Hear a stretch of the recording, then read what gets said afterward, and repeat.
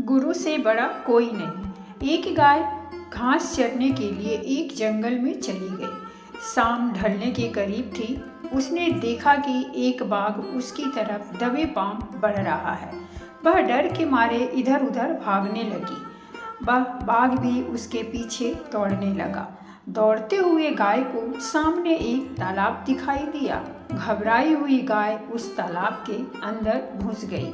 वह बाघ भी उसका पीछा करते हुए तालाब के अंदर घुस गया। तब उन्होंने देखा कि वह तालाब बहुत गहरा नहीं था।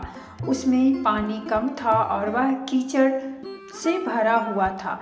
दोनों के बीच की दूरी काफ़ी कम थी, लेकिन अब वह कुछ नहीं कर पा रहे थे।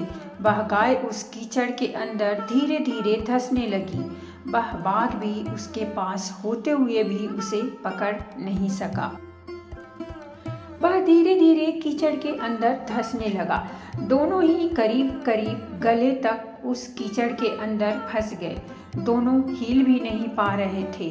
गाय के करीब होने के बावजूद वह बाघ उसे पकड़ नहीं पा रहा था। थोड़ी देर बाद गाय ने उस बाघ से पूछा, क्या तुम्हारा कोई गुरु या मालिक है? बाघ ने गुर्राते हुए कहा, मैं तो जंगल का राजा हूँ, मेरा कोई मालिक नहीं, मैं खुद ही जंगल का मालिक हूँ। गाय ने कहा, लेकिन तुम्हारी उस शक्ति का यहाँ पर क्या उपयोग है?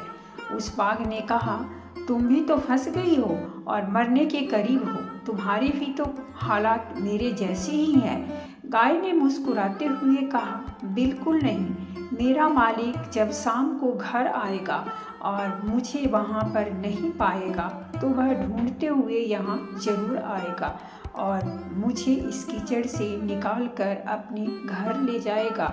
तुम्हें कौन ले जाएगा? थोड़ी ही देर में सच में ही एक आदमी वहाँ पर आया और गाय को कीचड़ से निकालकर अपने घर ले गया।